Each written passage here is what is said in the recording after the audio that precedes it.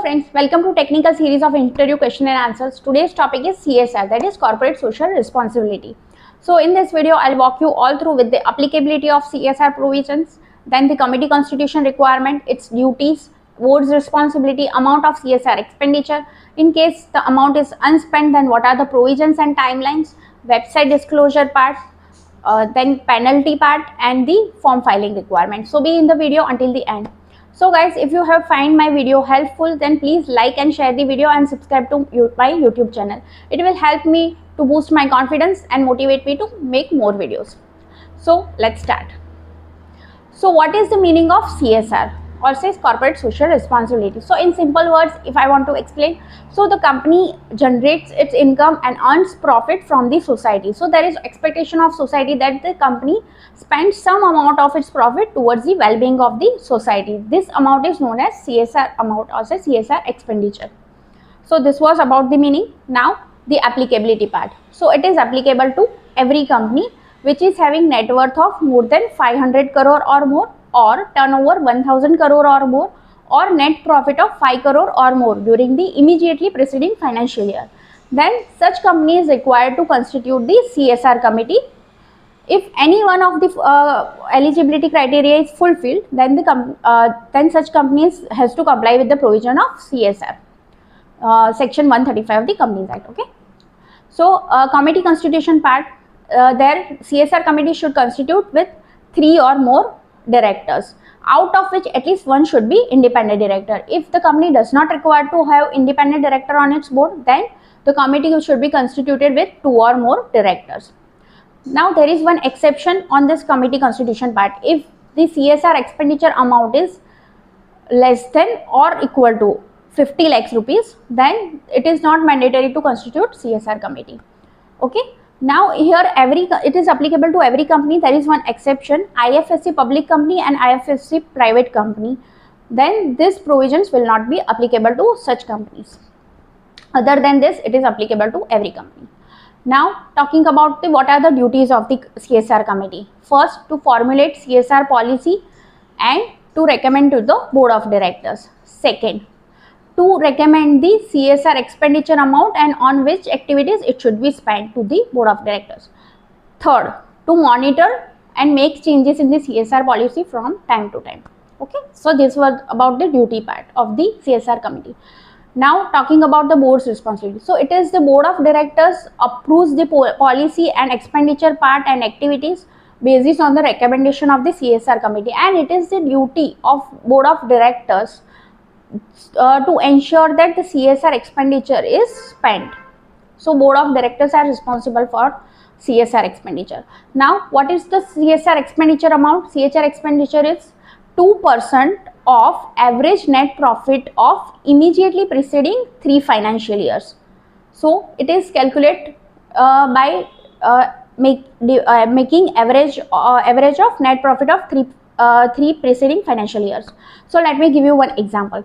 So in case we are in the currently we are in the financial year 24-25. So we were having net profit of 6 crores in 23-24. So now we have to comply in this financial year for this CSR provisions. Okay. So how will I find the CSR expenditure?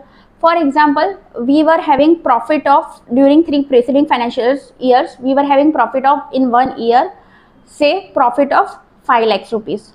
In preceding that earlier to that year, there was loss of 1 lakh rupees, and earlier then in the third preceding year there was say profit of 5 lakh rupees. Okay. So now I will make total of this 5 lakhs plus 5 lakhs minus 1 lakh, that is lots amount. The amount will come to 9 lakhs. I will divide it into 3 because we have to find the average. So it will come to 3 lakhs, and now the amount of expenditure will be 2%. So 2% of 3 lakhs, so it will come to 6,000. So 6,000 will be CSR expenditure. So it was a small amount because I have taken the example only. So this was the amount of expenditure, how to calculate the amount. So for the unspent CSR amount, or say CSR amount is not spent during the particular financial year, then there are provisions and timelines. So there are 2 types of project. one ongoing project and other than ongoing project. Now what is the meaning of ongoing project? The tenure of which more than 1 year and up to 3 years, then such project is known as ongoing project. So in case of the CSR amount is spent other than ongoing project, then there is unspent amount of CSR expenditure, then such amount has to be transferred within a period of 6 months from the end of financial year to the fund specified under Schedule 7 of the Companies Act. Okay. Now for the ongoing project, what is the timeline? In case of ongoing project, there is unspent CSR amount, then such amount has to be transferred to the specified unspent CSR expenditure amount opened with scheduled bank within a period of 30 days from the end of financial year, and such amount has to be spent within a period of 3 years from the end of that 30 days timeline, right? In case such amount is unspent even within the 3 years timeline, then such amount has to be transferred to the fund specified under the Schedule 7 of the Companies Act within a period of 30 days from the end of that period of 3 years. Guys, I understand this is very confusing, but these are the timelines. I hope I am bringing clarity on the point. If you still have any confusion, you can just comment me in below in this link of the video. I'll try to resolve your query. Okay. So these were the timelines within which the company has to transfer the unspent amount. Okay. Now coming to the website disclosure part. So the company must have to disclose on its website this following 3 things. First, committee constitution, that is CSR committee constitution. Second, CSR policy, and third, the projects on which company is going to spend the CSR expenditure. Okay, now talking about the next part, that is form filing. So company has to file CSR2 within the period of 30 days from its AGM. So it is the addendum to AOC4 form. So first the company has to file AOC4 and then CSR2, but the timeline is 30 days from the AGM. So this was the form filing part. Now penalty part.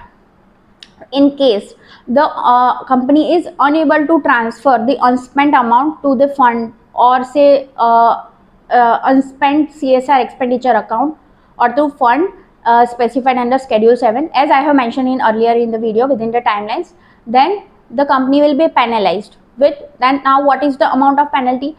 In such case, the company will be penalized with twice of the amount of unspent amount which is not transferred, or 1 crore, whichever is lower.